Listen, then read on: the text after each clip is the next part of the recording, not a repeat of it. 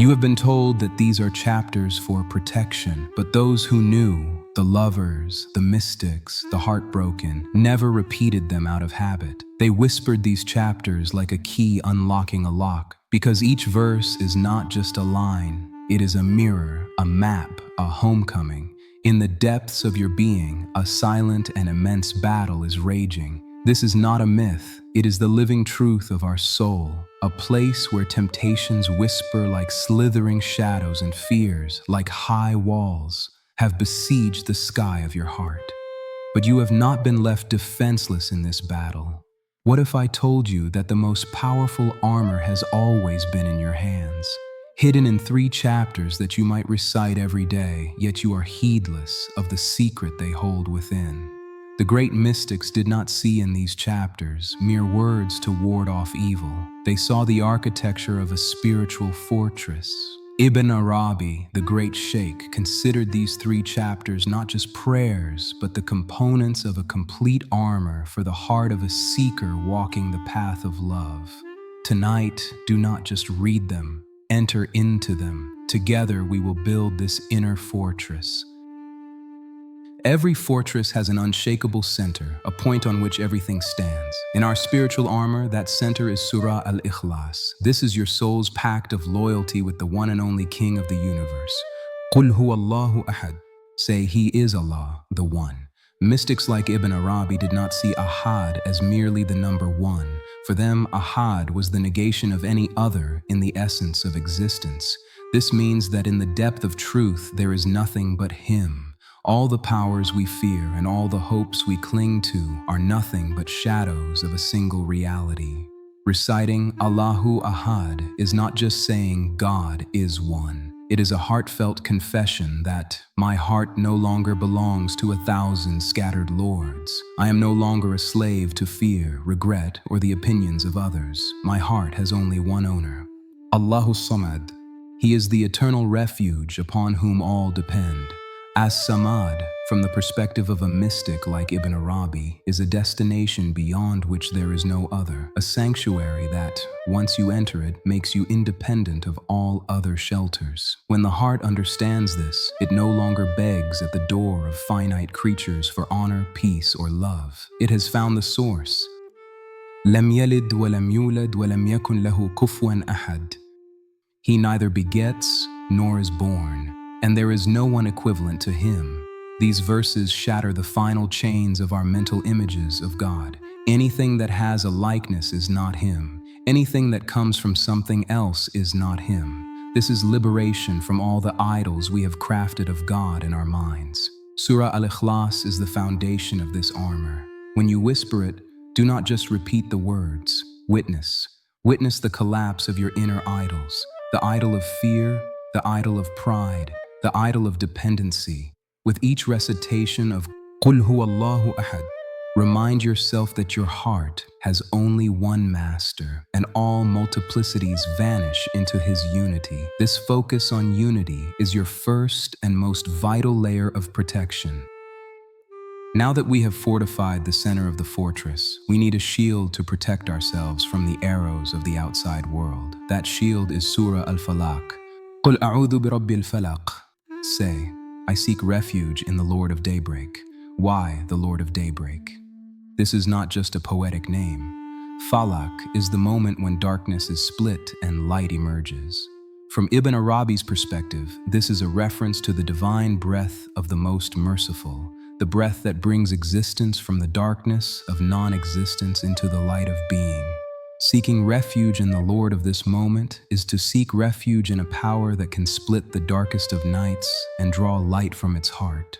This is the greatest hope for a soul trapped in the darkness of the outer world. Now let's see what these darknesses are. Min sharri ma khalaq. From the evil of that which He created, a comprehensive refuge. But then, it becomes more specific. Wa min sharri ghasiqin idha waqab. And from the evil of darkness when it settles. Mystics did not see this as just the darkness of night. It symbolizes any moment when ignorance and heedlessness prevail, and the power of discernment is lost.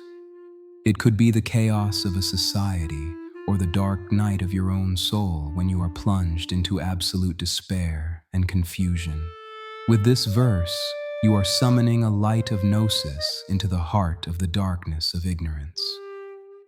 وَمِن شَرِّ النَّفَّاثَاتِ فِي الْعُقَدِ, and from the evil of the blowers in knots. In the esoteric view of Ibn Arabi, the knots are all the false covenants and toxic attachments that bind our souls, and the blowers are those whispers, whether from within or without, that tighten these knots. Whispers that say, you are nothing without that person, that position. Surah Al-Falaq is the divine blade that cuts these knots. وَمِن شَرِّ حَاسِدٍ إِذَا حَسَدٍ, and from the evil of an envier when he envies. Envy is a shadow that wants to extinguish the light God has gifted you. Its destructive energy is sent like an arrow toward your heart. Seeking refuge in the Lord of Daybreak is to raise a shield of dawn's light against these arrows. You do not fight. You cloak yourself in a light so complete that no shadow can penetrate it. Surah Al-Falaq is a shield for your soul. When you recite it, do not just say the words. Feel a robe of daybreak's light enveloping you, protecting you from all the arrows of darkness, from enmities, jealousies, and the chaos of the outer world. You have taken refuge in a power whose very nature is to split the darkness. We built the heart of the armor with Al-Ikhlas. We raised the outer shield with Al-Falaq. But the most dangerous enemy does not attack from the outside. He rises from within the fortress. To confront this domestic enemy, we need the final and most sophisticated part of the armor, Surah An-Nas. قُلْ أَعُوذُ بِرَبِّ النَّاسِ مَلِكِ النَّاسِ إِلَهِ النَّاسِ. Why 3 names in a row? Mystics saw in this a unique 3-layered defense system. 1. Rabbin Nas, the Lord of mankind. The Rab is the nourisher and sustainer. With this name, you entrust your body and its primary needs to Him, asking Him to protect your material existence from the harm of temptation. 2. Falaq Nas, the sovereign of mankind. The Malik is the absolute ruler. This layer of defense is for the heart. You surrender the kingdom of your heart to the true king so that no usurper, not lust, not anger, can sit on your heart's throne. 3. Ilahin Nas, the God of mankind. The Ilah is the only being worthy of worship. This is the deepest layer of defense for your soul. You seek refuge in the one true God so that the altar of your soul is not polluted by the worship of false gods, fame, wealth, power. Who is this 3-layered defense meant to counter? Min sharri al-waswas al-khannas, from the evil of the retreating whisperer. The Quran's description is brilliant. The waswas is one who constantly whispers. The khannas is one who hides and retreats upon hearing the name of God. He is a cowardly but persistent enemy. He doesn't fight you face to face. He sits in the shadows and whispers toxic thoughts into your mind. Thoughts that sound like your own voice. You are not enough. God will not forgive you. Do it later. Allazi yuwaswisu fi suduri An-Nas, who whispers into the chests of mankind. His field of operation is the chests, the space surrounding the heart. He prowls on the periphery, hoping to find a way into the main fortress. Surah An-Nas is the guards you station at your inner gates.